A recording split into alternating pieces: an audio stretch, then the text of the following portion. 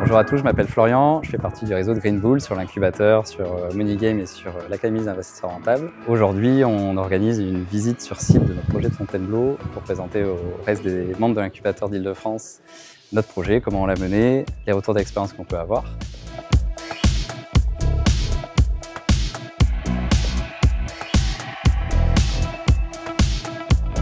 Bienvenue à tous. On va déjà commencer par se présenter donc les 4 associés. L'idée, c'est qu'on vous présente un peu chronologiquement le projet, les différentes étapes qui nous semblent intéressantes à partager.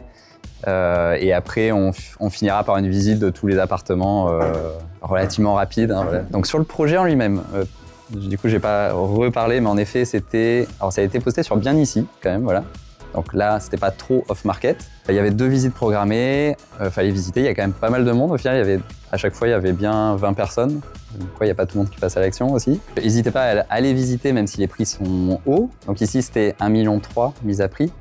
Mais il y avait 1000 m². Donc 1,3 million, 1000 m², 1 300 € du mètre carré à Fontainebleau. Je ne sais pas si vous avez regardé du coup avant de venir.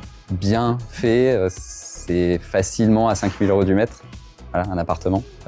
Donc voilà, 1300, je me suis dit, je suis obligé de visiter. Donc je suis allé visiter. Et autre chose importante, on a visité avec une première idée, mais au final, on a quand même changé 4 fois de projet, je pense, à peu près, depuis la première idée.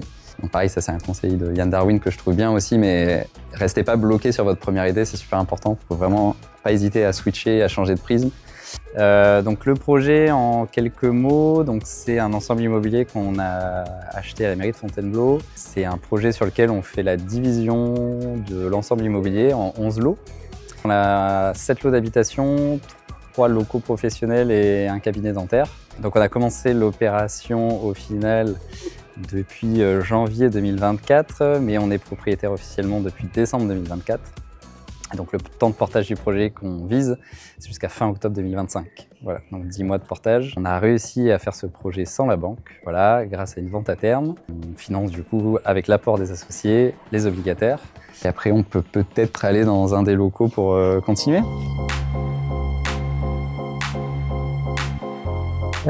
Donc peut-être avant de parler de la suite du projet, petit point sur les chiffres, juste pour vous montrer pourquoi on a été motivés, rapidement quand même.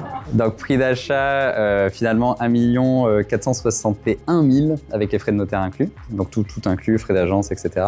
500 000 € de travaux budgétés, voilà, pour rénover les communs. C'est vrai que je reviens là-dessus. Revente à la découpe en plateau et on rénove les communs. On crée les places de parking, on répare tout ce qui est problématique sur la toiture. Donc voilà, l'idée c'est que les gens n'aient pas de problème sur la copropriété. 2 millions d'euros du coup en besoin en fonds de roulement, en gros. Sur ce qui nous intéresse, la marge, donc sans frais financiers, parce que finalement c'est ce qu'on a eu.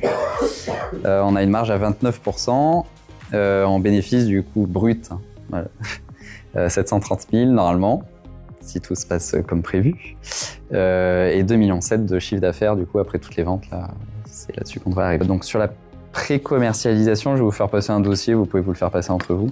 C'est juste pour vous montrer ce qu'on donne aux futurs acheteurs. Juste pour vous dire que sur ce genre de projet où il y a pas mal de lots, et où à la fin, on veut que ça soit une copro plutôt classe, ça peut être intéressant de commencer à avoir un branding.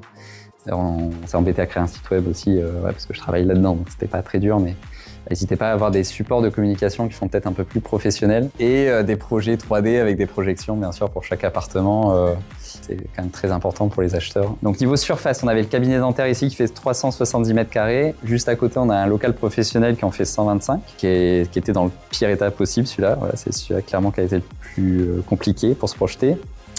Donc comme je vous disais, il y a eu 2 studios qui sont partis assez vite avec Jérôme. Il y a le local professionnel de la Courtière en Travaux qui est parti assez vite. Juste à côté du local professionnel de la Maison des Travaux, il y a un local professionnel de 28 m² avec une salle d'attente et un bureau. Juste au-dessus, il y a un T2, un studio. Un T2 de 47 m², un studio de 29. Au-dessus, il y a un T4 de 87 m². Et il y a un T4 duplex de 100 m² juste en face. Voilà.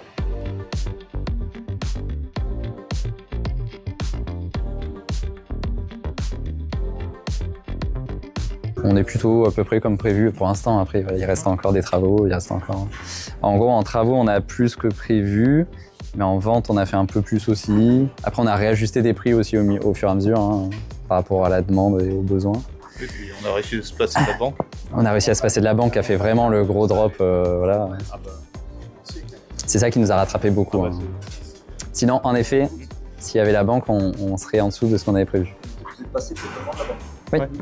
L'association avec nos autres associés s'est également très bien passée. Associés qu'on a trouvés dans le Money Game, on a rencontré certains au BIF et dans l'incubateur marchand de biens. Les obligataires viennent du reste du réseau Green Bull, Money Game essentiellement. Donc ça nous a apporté la solidité sur la partie financement et ça nous a également apporté bien sûr la confirmation sur les choix qu'on prenait, sur le projet en lui-même. Étant donné qu'on était néo-marchand, on avait besoin quand même de cette confirmation-là. Ce que je retiens de cette opération, c'est qu'il ne faut vraiment pas se mettre de barrières, il ne faut vraiment pas hésiter à viser haut. Et en étant sur le terrain qu'on apprend, c'est sûr que c'est bien de se préparer, mais c'est en passant à l'action qu'on transforme ce savoir en expérience. C'est vraiment très important de le faire. Ce que j'en tire également, c'est une belle marche pour aller encore plus loin par la suite, faire des opérations encore plus intéressantes. Voilà.